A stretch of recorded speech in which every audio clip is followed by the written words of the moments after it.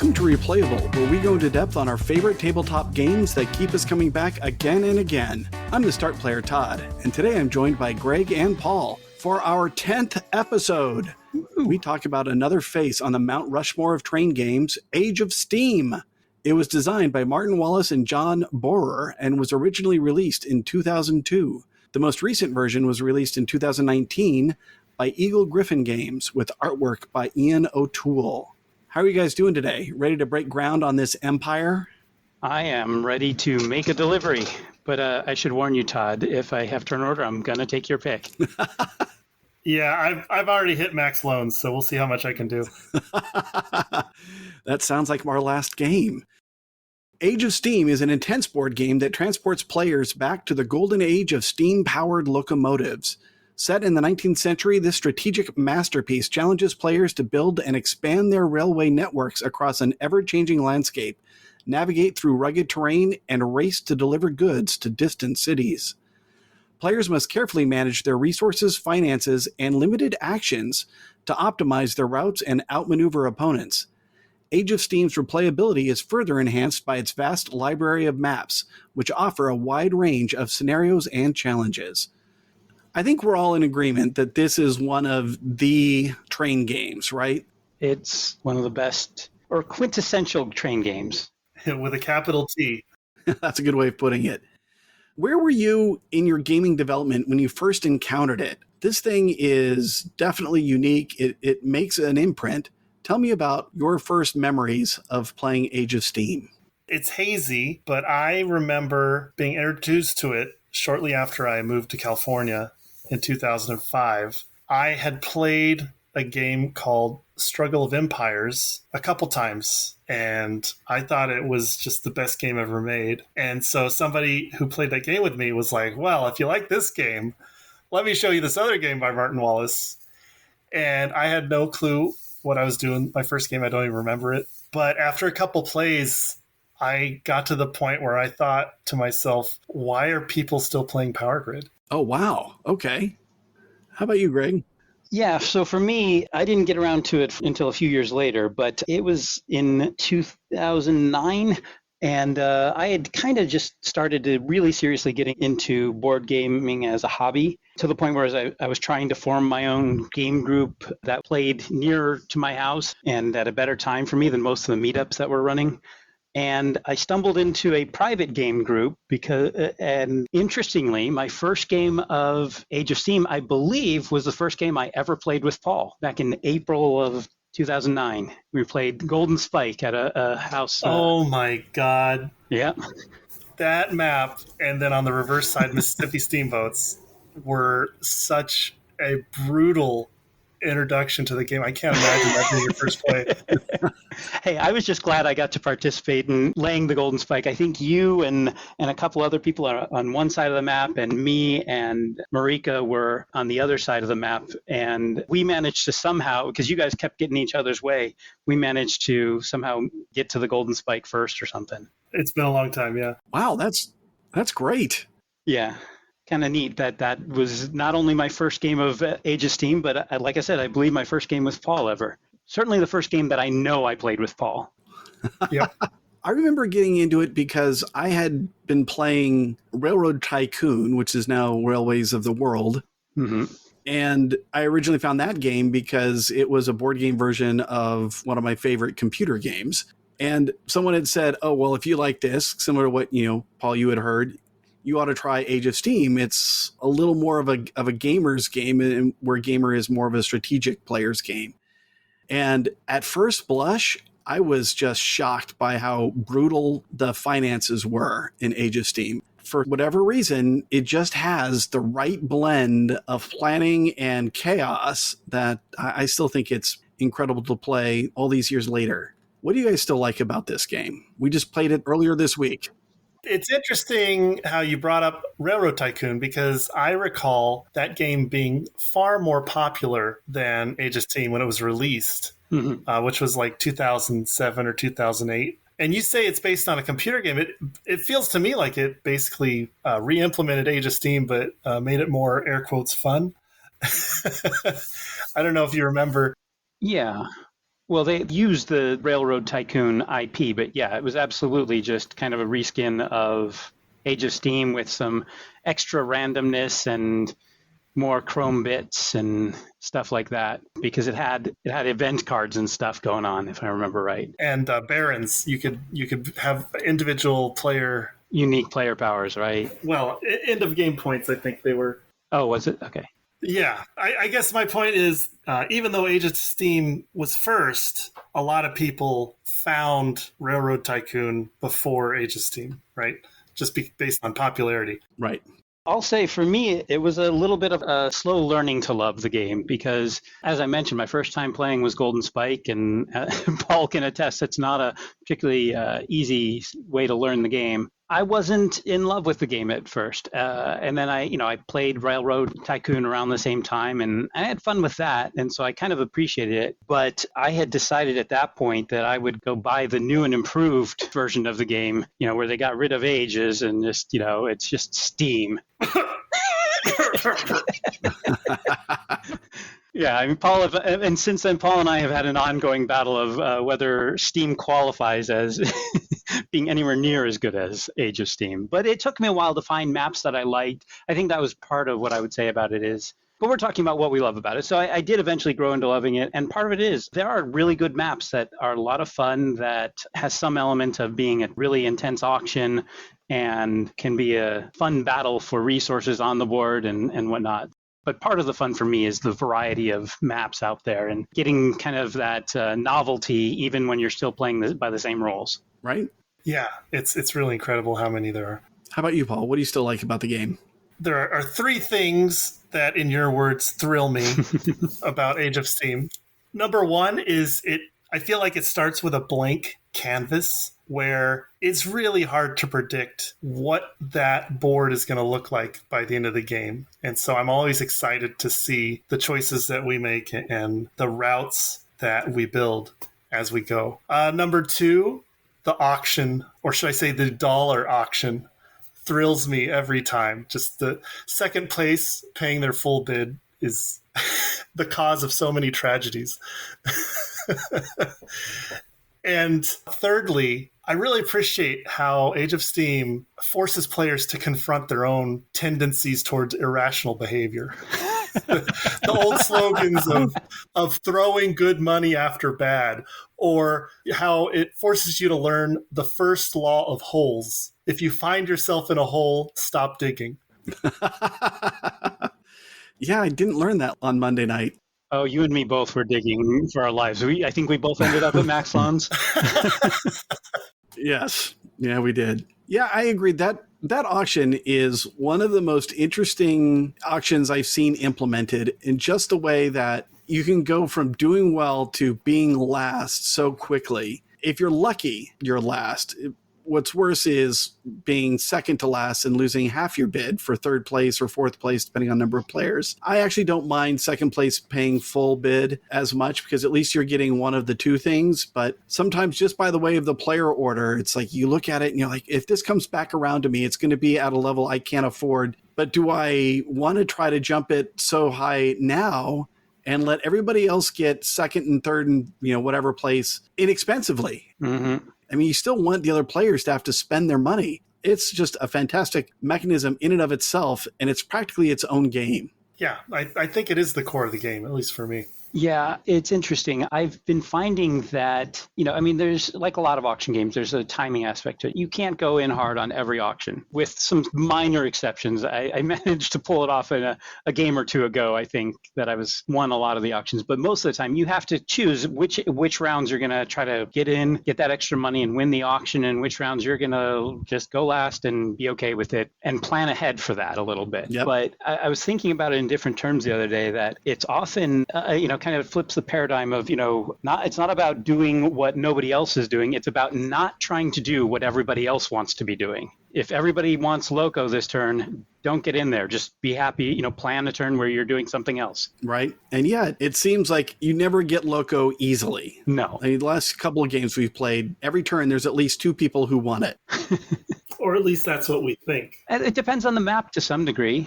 That's true. And the distribution of cubes. If I've got a good progression where I can deliver a 2 cube in the first round and a 3 cube in the second round and a 4 cube in the third, and I can just keep going like that, I just don't bid on the auctions and I just keep my progression going. But that doesn't work out every game. So this last one was really tough. Cubes were not friendly. Right. So that's actually a great callback. Paul, you mentioned you love seeing how the roots come out, or the routes, depending on how you want to pronounce that. And in that game we just played, I got first build, and I took the obvious 2-link build on the table, and I thought, okay, this is going to be great. I've got this, I'm going to set myself up to take Loco and then make a 2-link delivery. Big mistake. And then you managed to bob and weave amongst the same things. And yeah, you paid a couple extra bucks because you had to upgrade a city tile. And since you got Loco, you were capable of making both the deliveries that I had set myself up to grab one. Now, in retrospect, you were kind. You left one for me. And at the time, I was like, oh, why would he have done that? I mean, I would have stepped on my throat. I would have stepped on your throat if the positions were reversed. But I didn't even see that possibility coming at first when I had planned to get first build and take that spot. I didn't realize what kind of risk I was putting myself on because you had already had your train upgrade. Right. It was it was a surprise to me too. I didn't see it until I saw it. And I was like, that's the only thing I could do. You didn't see it. I don't think you saw it until you were actually, Todd had already built and you were building. It wasn't something you had planned to do to him. It just... Right, because I would have warned him if I had seen it. Yeah. But I did not. But then I have to say that the next thing you did by not taking both of those deliveries, I would have dedicated the rest of my game to getting in your way. And by allowing me to have a lifeline, you actually gave me enough of a run to go build elsewhere. And unfortunately, that ended up being playing in Greg's backyard. Yeah, right in my backyard. That's right. Destroyed my whole plan for the game. Well, there was just this incredible city that had like 5 yellow cubes in it, just begging to be tapped. Yeah. And we all decided to go after it, even Paul, which was surprising the way that you managed it. Well, yeah, that's part of the reason I let you have that delivery. I feel like I undervalue locomotive early in the game, so I'm trying to get a larger locomotive earlier in the game. Mm-hmm. It's a tough trade-off, though, because you have to be able to pay for it. So I've seen people upgrade too quickly and have trouble finding the cubes to deliver. It's a little scary, but I think it can be worthwhile. Right. Especially in higher player count games, to give up those early deliveries for a bigger loco, even though you're going to have to take more loans in the long run. Yeah, that's what I ended up running into a lot in this game, was that I couldn't find the cubes at that next step without building like 2 turns worth of track. So I was really slow in upgrading my loco the whole game. Yeah. So how would you say your understanding and appreciation of the various actions has evolved? Like I was just saying, I feel like I have been undervaluing locomotive, especially in 4 and 5 player games, for over 15 years. And so this year, I'm trying to get locomotive earlier and faster and just catch up with my income after the fact. I think it was last year and the year before when we played France like 5 times in a row that I really learned that I was overvaluing urbanization. It's just not as great as I once thought, mostly because whoever goes after you is going to be able to get value out of your urbanization in a lot of cases. Right. Yeah, that's true. But that was also how you managed to tap into all of those yellow cubes that Greg and I had been eyeballing. Oh, yeah. I made my own city to deliver to. That's right. Yeah. And then suddenly you were taking them and making a 4-link delivery a turn ahead of my completing my route to do the same. So it was a great use of urbanization. And then there's the idea of defensive urbanization, right? Oh, yeah. If you've got a route that is 4 or 5 links long and it's delivering, say, black cubes, and I can urbanize and put in a black town 1 or 2 links away from your main source of product, that's a great way to slow you down. Yeah, chop that route in half. I actually did that last week in a BGA game of Railways of the World. Oh, did you? I realized that I might come in second, so I urbanized the guy who was in first town to black, one step away from 3 black cubes that were 5 deliveries. So I converted 15 points into 3 points. Nice. But that's what I mean. These actions end up being deeper than you originally think they can be, just the way they end up being applied to the game. Yeah. And I think the sleeper one is production. Tell us more. Yeah, production's a bit of a sleeper. Kind of following on what Paul was saying, like we played France a bunch of times there, and it affected my view of the auction as well. I mean, it definitely. I've been playing more of a philosophy of, like I said, trying to figure out what do people want and what can I do that's not going to fight them for that, so that I don't have to worry about getting into the big bids. I slipped on that this past game, and I know I was fighting Dave for first place because I didn't want him to take what I wanted. But if I'd really paid attention, he didn't want what I wanted. I think I wanted Loco, and he wanted Engineer. But it's really kind of paying attention to what other people want, and if you don't get into those battles where you've got a 3-way fight for something, because everybody's going to overbid. Right. In that case, even if you might not get it. So I'll respond with a question. Have you ever seen the board run out of cubes? Like nothing to deliver? Not nothing, but I have seen games where nobody had more than or most players didn't have more than a 2 delivery in the last round. Yeah, I've seen that a few times. Usually it happens when the dice are especially hot or cold, depending on your perspective. Like they keep rolling the same 3 numbers over and over and over. And so in those games, the production action became more important than locomotive, because you're like, I know a 3 is going to be rolled, so I need to take production. I mean, gambler's fallacy, but sure. Well, for me, in this last game, it became valuable to me because I didn't get to build the route that I wanted, and I got cut off in a few places. So I had to put cubes down that I could actually deliver for 3 and 4, because I wasn't going to ever make my 5s and 6s. So for me, it became a necessary thing just as a fallback to have something that wasn't a 2 delivery. Right. And then Megan rolled the lights out and put those newly placed goods onto the board by rolling the numbers. Yes. Well, no, we totally colluded on that. Oh, you and Megan? Yeah, okay. Well, why didn't you win, Greg? Because I was in his way. I was delivering stuff out from underneath him, and vice versa. Yes, that last turn, taking that yellow cube from you and having you call me a name, it was kind of a guilty schadenfreude there for me. after how you had kind of destroyed my whole game. Right. And for those of you who are paying attention to names and places, Dave ended up winning that game. Well, if you want to talk about why I took second, it's because I was given 1 extra income, which pushed me into the higher tax bracket. Yeah, but it was Dave that did it, so...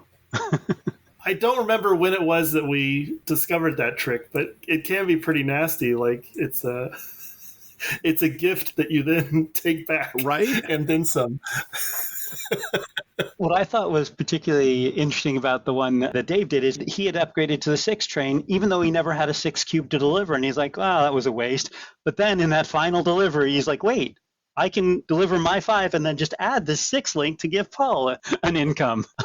Right. Effectively minus 3 points. Yeah. Which he won by 2 points. So there you go.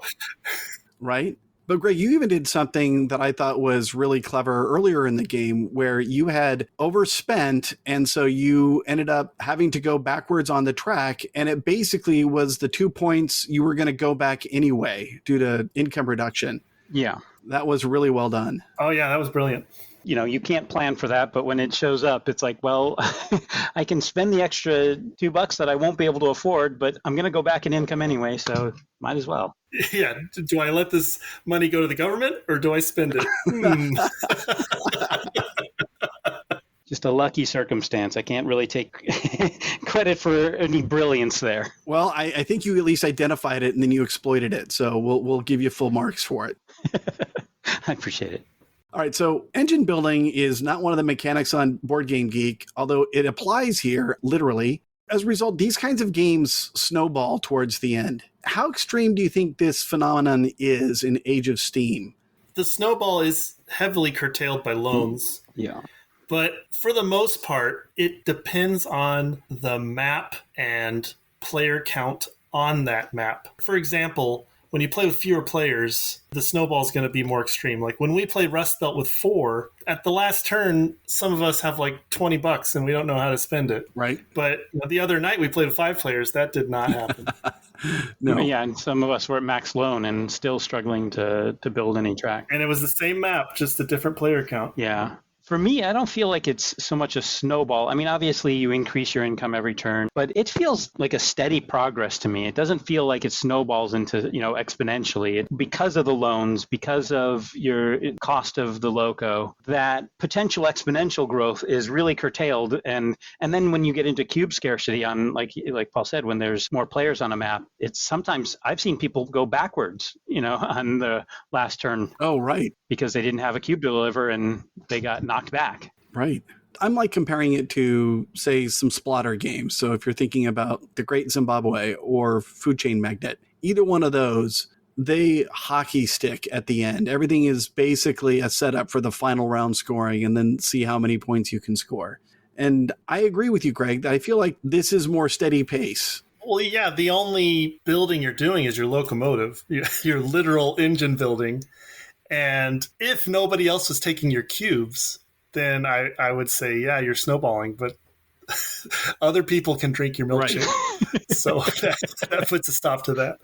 Yeah, I remember there was that one point late in the game where I looked down and I saw I had like a 5-link delivery with the black cube, and it turned out 3 different people all wanted the same black cube. And I think Dave got it first. And then, Greg, you were like, well, if he didn't take it, I was going to take it. And I was like, yeah, I never had a shot at it. No. So I actually have a question or something that I want to talk about. Because one of the things I find really interesting in this game is that you can't tell who's winning based on who's earning the most money. You have to not only look at who's earning the most money, but also who's taken the most loans. And that differential there is... Or fewest. Most out of fewest, yeah. I mean, whoever's taken the most loans and has the highest income, that right there is your best indicator of who's winning, and it's not always easy to see. One of the things I like about Steam is it abstracts that out. Steam, the 2009 variant of Age of Steam, and makes it a choice that you make every turn, that you can choose to pay back your loans, but it now becomes everybody's on this one little track, and it's very easy to see who's winning based on who's got the best income or who's actually taking points. So I always find that kind of frustrating in Age of Steam, that it's this weird calculation of income versus loans versus how many tracks people have built, and it's hard to tell who's in the lead. Right. What do you guys think about that mechanism, and also how that compares to, say, the mechanism in Steam where they've abstracted that out? In general, I prefer games where it is difficult for me to determine who's winning, because I think play is faster and people are more self-centered. When playing a game where it is easy to see who's winning, I feel like a lot of extra time is taken to min-max how to beat down the leader. Yeah, bash the leader, yeah. Yeah, I would agree with that. It's one of the reasons why games like, the one we talked about last week, Great Western Trail, are often interesting, because there are so many contributors to the final score. It's hard to keep track of them all. I will say that the calculation for who wins this game is still not a complete mystery, but it still kind of baffles me that we're going to triple our income, and then we're going to subtract triple the loans, and then we're going to add in the tracks. I don't even try to keep track of my own score. All I'm trying to do is make sure I have money in the next turn to bid on and build the stuff I hope to build. Exactly. I like that about the game. Okay. Okay. And Greg, the 2009 variation of the game, a totally renamed train game. That's the one I have. You have the actual the one that has that title on it? It's called Martin Wallace's Totally Renamed Train Game. Yes. Nice. I have the Mayfair standard edition from that year. Moving on to the prompts. The first one is weight and complexity. So on Board Game Geek's scale of 1 to 5, of course, no decimals for this podcast, How heavy of a game would you say Age of Steam is? Greg, why don't you start us off? It's a 4 for me. There's a lot of complexity to the game. I mean, it's relatively simple mechanics. Just the fact that you can't always predict what other people are going to do, and you'll have to, if people get in your way, you're going to have to replan your whole turn sometimes and take a whole different route to the cubes you need, or find different cubes entirely to deliver. And the network of rails gets so complex towards the end, and trying to figure out how you're going to maximize your gains and maybe give a little bit to somebody else. Yeah, it's a 4. Yep. Paul, what'd you have? The same. I gave it a 4. I think the rules are simple. However, playing well requires a lot of calculation and planning, and then continuously recalculating and replanning because everybody else is drinking a milkshake. Right? You like that. I drink. Yeah. Somebody wants to play Food Chain Magnate here. So I have it down as a 4 as well. And a lot of it has to do with appreciating the individual actions and how they can be used both offensively and defensively. And then there's just the tactics of understanding the auction. And the old adage of once settled get definitely applies, as you often find yourself having to bail out early and then choosing your second or third preference for action, which will revamp your actions for that entire turn. Because there's so much reevaluation that needs to be done, I have it down as a 4 for weight as well. And to your point, before the auction, you had to make a plan and take out loans for that plan. Right? And how angry do we get if we end up with $5 or more? Well, and then there's that dread that comes over you when you two people before you take 2 loans and they have like around $10 and you're like, okay, I'm going big. I take 15, and then the next person takes 20. It's like, oh, right.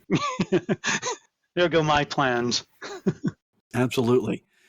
So how about strategy? How do you guys rate this game in terms of strategy? Same scale, 1 to 5. I give it a 5, and that's because everything starts in a known state. Not only do you know where all the cubes on the map are, you also know what cubes are going to come out at each city as the game progresses. The only thing you don't know is when they're going to come out. Or if they're going to come out. Well, if the game could end before they're rolled. That's true. So it allows you to plan and plan and plan, and then just have other people steal your plans or force you to change your plans. Right. But yeah, I think it is very, very, very strategic. How about you, Greg? I have trouble thinking of any like 5-player game as a 5, just because there's too much player chaos to really plan that far ahead. I mean, obviously you have your plans, you have goals that you want to do, but people are going to get in the way, and you have to be flexible. You have to be tactical about what you do. I would probably put it at a 4 for that reason. In a 3-player game, in some of the maps that support 3 players well, then I would say, yeah, it bumps up intensity of strategy and it allows you to really get that extra level of long-term planning.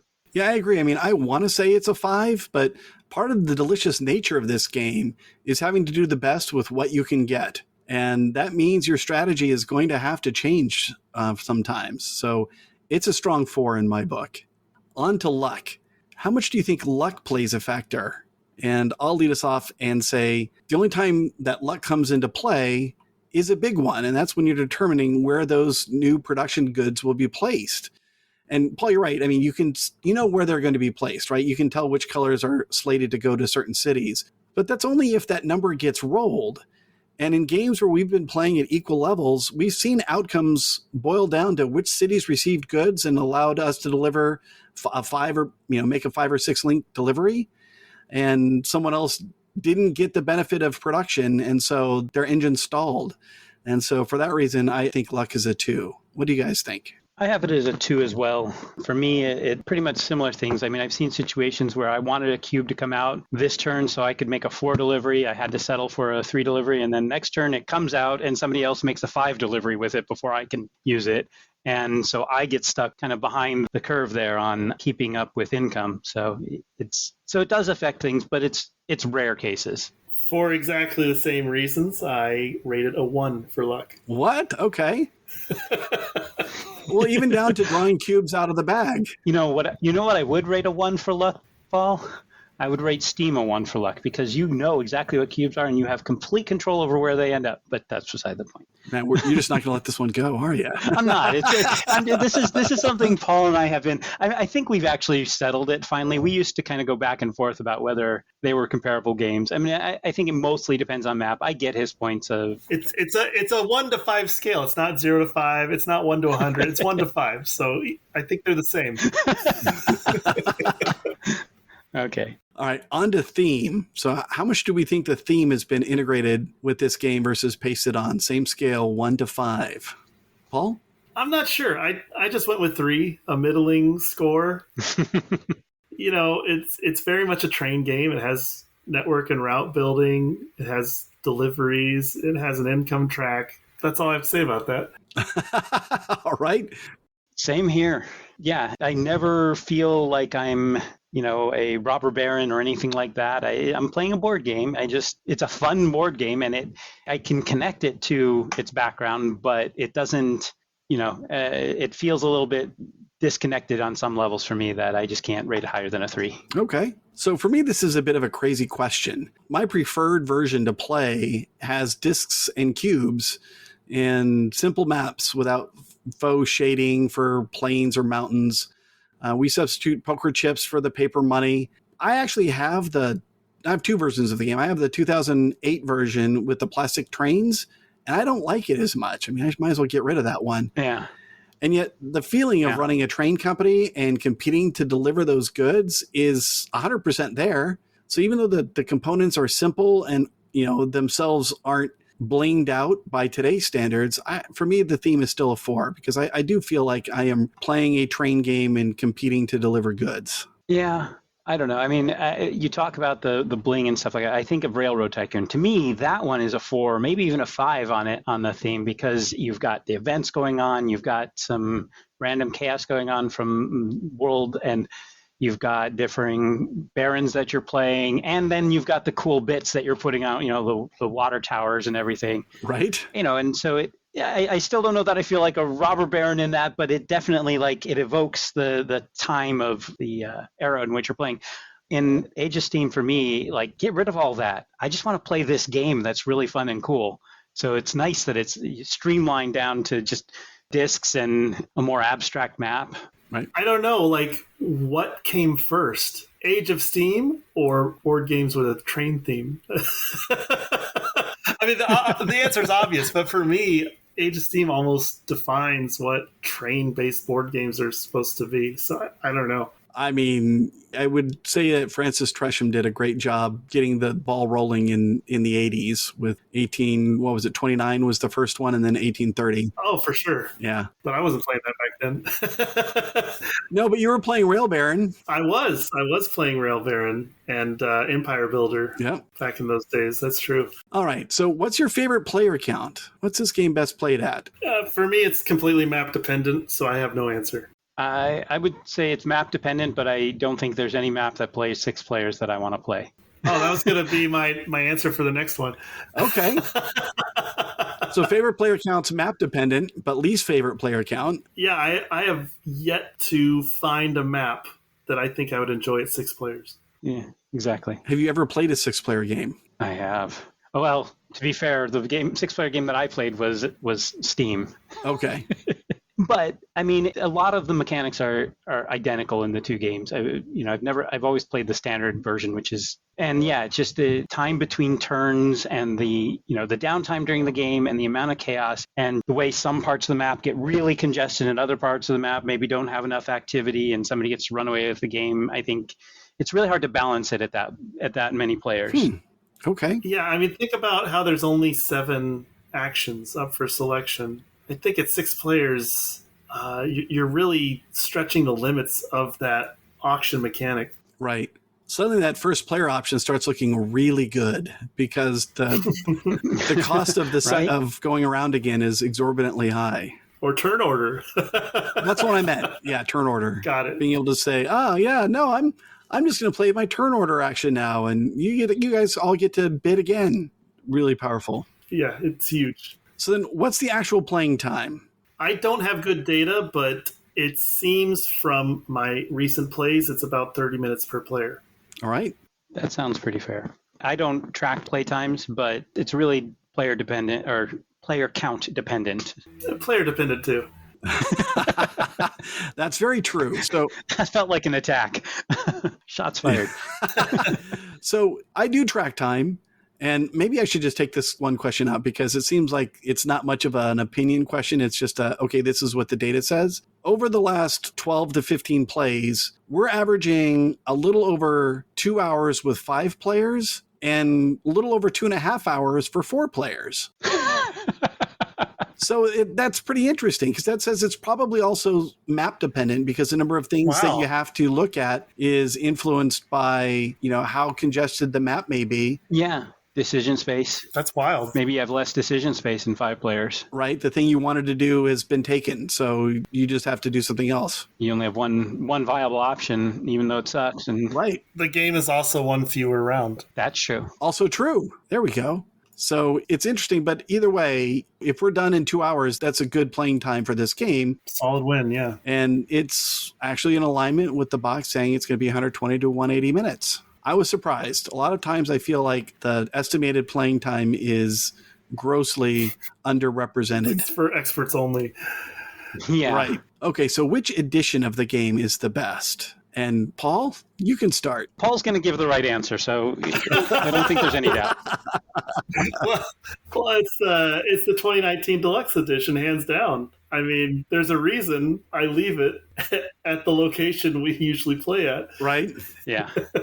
Yeah, I love the map graphics. They're incredibly lucid, which I think increases speed of play and calculation time, honestly. And I also really like the new boards to track your shares and good cubes and turn order. They're very well laid out. And I honestly hate the plastic trains from the 2008 edition. Yes, agreed. And I love the fact that they went back to just the discs that were present in the Warfrog 2002 edition of the game. So I think the 2019 edition is also the best. And you backed the recent one, right, that has the acrylic tiles? Yes, I'm all in for everything Deluxe Edition on HST. Well, also, the maps that they added, or not added, but that the large number of maps that they printed for the 2019 edition, I think makes a huge difference. You don't have to be like scrounging around trying to find print and play maps or Bezier Games maps or whatever. A lot of the best maps are right there and available. So yes, the volumes they release in, fewer number of SKUs means it's much easier for players to expand their collection. And because of that, it actually, the 2019 edition ended, for me, the debate between Paul and I for Steam versus Age of Steam, because it's such a good edition. Right. Having the variety of maps and fun maps to play, that's what matters most. Yep. All right, so while we're on the topic, why don't we talk about our favorite maps? Which one is your favorite? I mean, there are so many. We literally can't cover them all. So pick your favorite. Impossible. Wait, can we do favorite per player count? Well, we don't have the time. Sophie's choice. Let's go. Pick your favorite. I honestly don't know what my favorite is. France is the only map I feel like I've fully explored. Rust Belt and Montreal Metro are getting close. Hey, you're listing too many there. I think if I don't know. The maps I most want to play are the ones designed by Albin Viard. Okay. We have the moon waiting for us. So I guess I'll pick the moon. All right. How about you, Greg? Well, Paul already mentioned it. I would pick Montreal Metro. I like the 3-player maps. I like the maps that are really tight. But what makes it so special to me is that it's got a government track and government train, so it kind of gives you that 4 or 5 player experience. With each turn, somebody different controls that 4th player. Oh, okay. And it's a really fun game. All right, I would go with the France map. I do like the France map quite a bit, and I remember when we all had the realization that first build was hugely important on that map, and got to get into Paris. Yep. We were thinking, oh no, it's loco and it's urbanization. In fact, Paul, I think that's the map where we learned urbanization we were overvaluing it early because we were paying for that. And then whoever got first build was actually setting up a better network. And urbanization was just kind of lost auction money that didn't return an immediate dividend. Yeah, I think the engineer action is also really interesting on that map, and the fact that it gives you the ability to build through mountains rather than building extra track. Right. I mean, that's the great thing about a lot of the expansion maps is they change the special actions. I mean, that's why I noted Alban Viard, because he just goes way off the reservation and flips the Age of Steam system on its head with some of his maps, like Cyclades or Human Body. They're not what you expect. It's no longer a train game when you play some of his maps. Right? What's the most recognizable comparison? So what's the highest ranking game that reminds you the most of Age of Steam? I'm actually going to say Brass Lancashire for me. What? Yeah, just something. You've been talking about Steam all this time. Well, Steam is the same game. I'm sorry, Steam is the same game. It is. They changed just enough to call it a new game. It's the same game. I really don't think of that as a different game. You can claim it as the most similar. But to me, it's about like what kind of gives a similar feel to me of like that slow struggle to build your economic engine, and where your opportunities come and go based on what other players are doing, and you have to build a network out to reach things. Yeah, I mean, for me, Brass kind of gives that same kind of feel. All right. Paul, what did you have? Well, Steam and Railways of the World are both in, the top 750 or whatever it is. So, yeah, Railways of the World, I still play today because it's on Board Game Arena, and I own my own copies as well. It basically re-implements Age of Steam, but it monkeys with the best part of the game, the auction, to be honest. So it becomes all about the rail building, the network building, and balancing loans, but I still enjoy it. Okay. I'm going to zag here, and I'm going to choose a non-train themed game. I'm going to go with Power Grid because it has the same cutthroat network building component. It also, requires a calculator as a side component. And while the commodity market isn't the same as the pick up and deliver mechanic in Age of Steam, you're still competing for access to those resources. And interestingly enough, those games are close contemporaries, having been released in 2002 and 2004. So let's talk about a less recognizable comparison. What do you guys have for one that reminds you of Age of Steam that perhaps is a little off the beaten path? So Paul was mentioning Alban Viard, and I don't think we can walk away from this podcast without mentioning Tramways. I don't want to call it streamlined. It feels like Age of Steam, but it's very different in a lot of ways. But yeah, definitely Age of Steam inspired, and by a designer that knows the genre really well, and it's a really fun game. That's a good call. Paul, what'd you have? I had to stick with the title, and so I picked Planet Steam. But seriously, it's vaguely similar to network building because you're trying to build adjacent lots for synergies. But the real reason I picked it is because the Planet Steam auction creates just as many tragedies as the Age of Steam auction. Most notably when two players are continuously bidding each other up, thinking that they want the same thing when they actually don't. Yeah. Nice. So again, I'm going to zag, and this time I'm going to go with a more seaworthy theme. And for me, it was container. And there, you're not competing for goods the same way that you are in Age of Steam, but you are bidding for the opportunity to deliver those, and it can be brutal. And the two games feel similar in that respect for me, as far as the auctions that happen, how really vicious they can be, and then trying to get your goods produced, shipped for points. For me, it's close. Okay, house rules. How would you improve this game? Any thoughts there? Well, there's already, hundreds of different house rules called expansion maps. Exactly. House rule Ironclays. So there you go. So just, create your own map and special actions. That's the house rule. Make an expansion. Make an official expansion and call it a house. Okay, that works. Yeah, but I would definitely say you want to play this with poker chips or something. The 2019 version comes with those little mini poker chips, which probably are okay. But yeah, the plastic chips that came with some of the earlier versions, or yeah, whatever. Or paper money in the 2002 one. Yeah, well, I'm thinking of the 2009 release of. Right. But that's not really a rule. That's just playing better. No, that's a rule. It's like making horsey sounds in Yunnan. You got to do it. All right, so if this game is being played at game night, then what do you want to play afterwards? What's the best double feature game to go along with Age of Steam? It really depends on the player count. I look Yeah, that's a back good point. at some of the games we've played after Age of Steam, and they were most recently Obsession, Roll for the Galaxy, Beyond the Sun, and Great Western Trail. So I don't think it's possible to pin down what the next game is going to be unless you know how many players you have. All right, what would you want that second game to be? Who, me? Yeah, assuming you had the perfect number of players. Okay, I'll just make it Dune Imperium then. Okay, I'm going home. You guys enjoy. Well, Greg, what game would you like to play?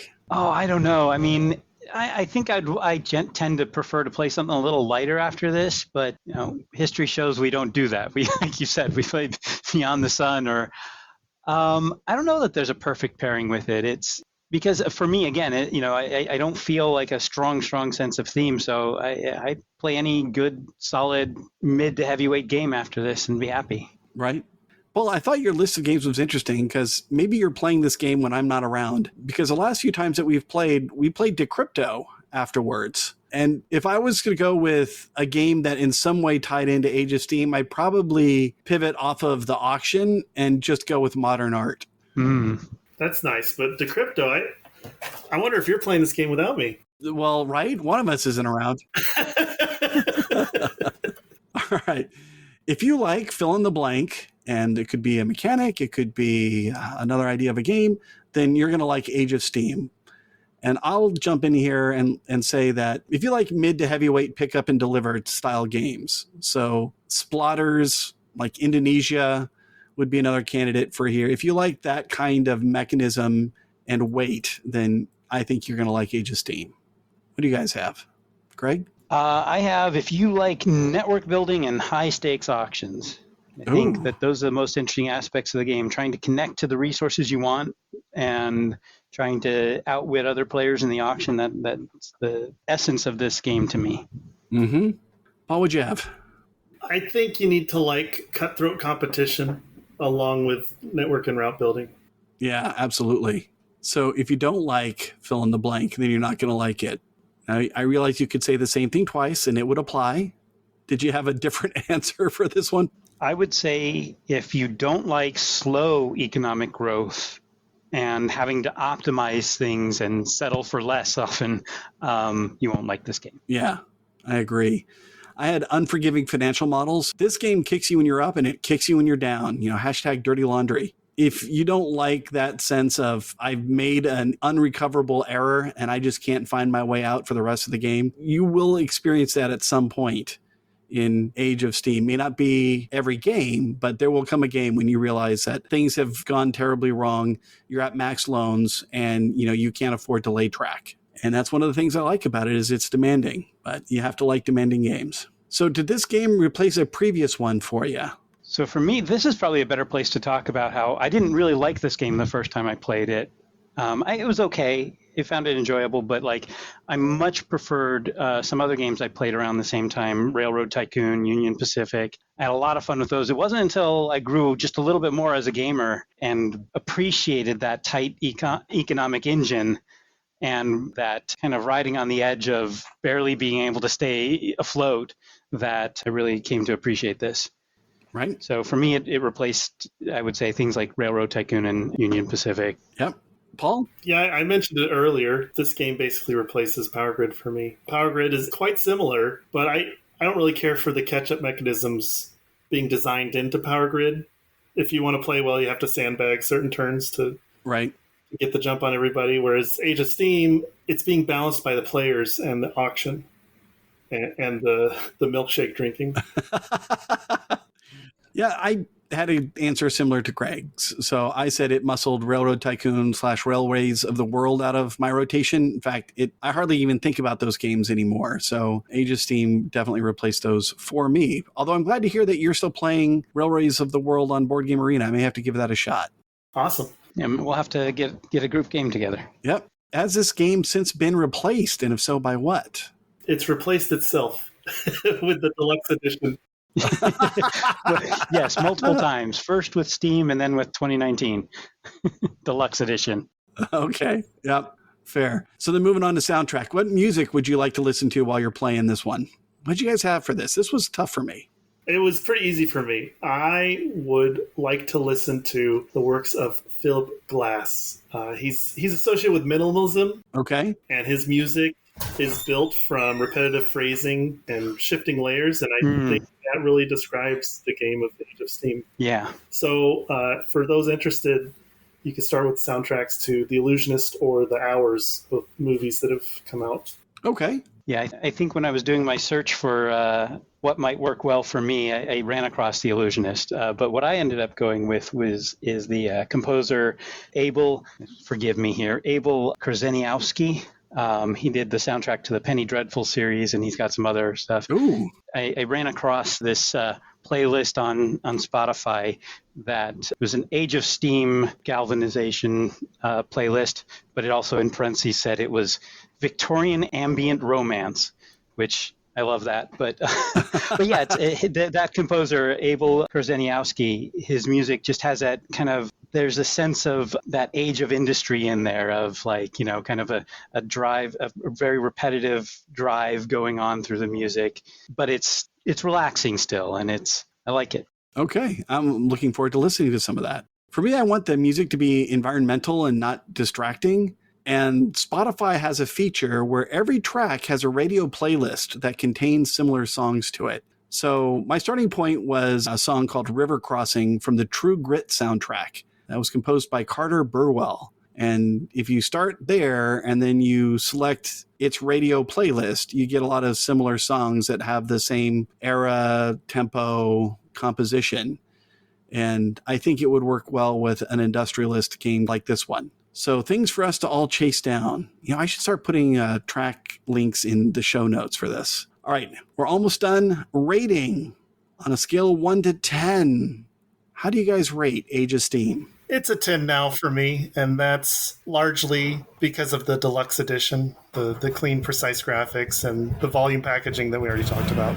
Nice. Greg, what do you have it down as? Yeah, the deluxe edition brought it up to a 9 for me. It's not quite a 10 because there are some of those maps, like, I mean, frankly, Rust Belt, that just don't connect with me, that I feel like are more of a slog than a fun experience. But most of the time, yeah, I really enjoy this game, and I'm always eager to try a new map. Okay. Yeah, I also had it down as a 9. The one thing that holds me back from calling it a 10 is that I feel a sense of impending doom each time this game comes off the shelf because it's just so unforgiving. But once I'm in it, I'm having a good time and I'm enjoying it and I'm trying to overcome those challenges. But there's just something that there's a little trepidation each time it comes up. So the best it's going to do for me is a 9. All right, finally, is this game replayable and how soon would you want to revisit it? Greg, go ahead. It is absolutely 100% replayable. Yeah, I mean, it's a really intense game. There's a lot of fun experiences on any of the maps, and you know, but if you're getting a little bit tired of a map, there's 150 more that you can go play, and you know, many of them readily available. Yeah, there's just so much to experience here, and it's a lot of fun. I agree. Paul? Yeah, it's an emphatic yes. That's why I leave my copy the place we game at. So if we could play every week or almost every week, I'd be very happy. Wow. Okay. I mean, I think it's replayable, but I couldn't play it every week. I mean, some game nights need to be doom-free in my book. Well, but there are some maps that feel a little lighter to me, but I get what you're saying, you know. Yeah. That especially once you're kind of behind the curve and trying to figure out a way to slow down whoever's running away with it while still doing well yourself. It's impending doom is a perfect phrase for that. For the next week, we're going to be talking about a game that is a contemporary time-wise, but it's definitely a lot lighter and all cards. So I'm looking forward to that. Guys, thanks for being here and available today. That was a lot of fun. Thank you. My pleasure. Thank you for listening to Replayable. Support for our podcast comes from listeners like you. You can support us at patreon.com/replayable. Thank you for your support. You can find us online at replayable.fm, on Twitter as ReplayableFM, and on Instagram as ReplayableFM. We welcome your feedback, which is the only way that we're going to get better. You can get in touch with us via email at todd@replayable.fm. And if you're interested in sponsoring us, then please contact us at sponsors@replayable.fm.